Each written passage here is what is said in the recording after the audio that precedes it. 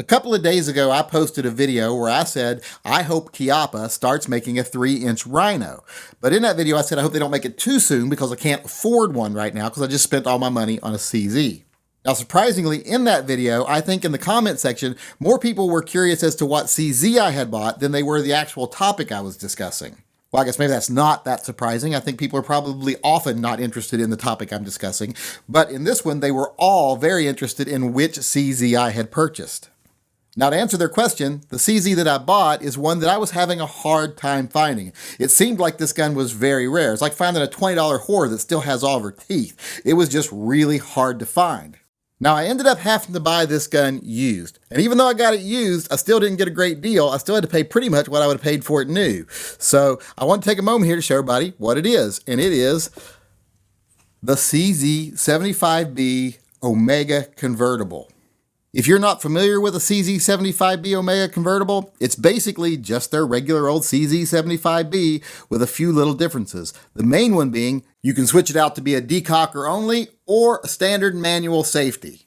As you can see here, I have the decocker only on it. Once I've chambered around, all I have to do is activate the decocker. It decocks the hammer and then it springs back up. There is no manual safety.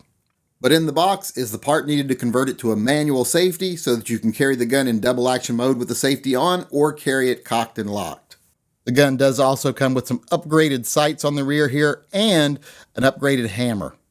So as you can see, it's basically just the regular old CZ75B you're familiar with, but with upgraded sights, an upgraded hammer, and the ability to switch it between a D model, which is a decocker, or the regular manual safety. And there's one other difference we'll cover a little bit later. Now, like I said, I did buy this used, but as you can see by looking at it, it's in like new condition. The person that I bought it from never even fired it. They just bought it, put it in their safe. And as you can see on the other side here, the gun is still in like new condition also. And that's a good thing because I paid a like new price for it. This gun sells new for like $530, $525, somewhere in that range. I paid $500 for the gun used. Now, I did pay another $50 also because I got these wood grips that came with it. He had these wood grips for sale also, so I bought the wood grips.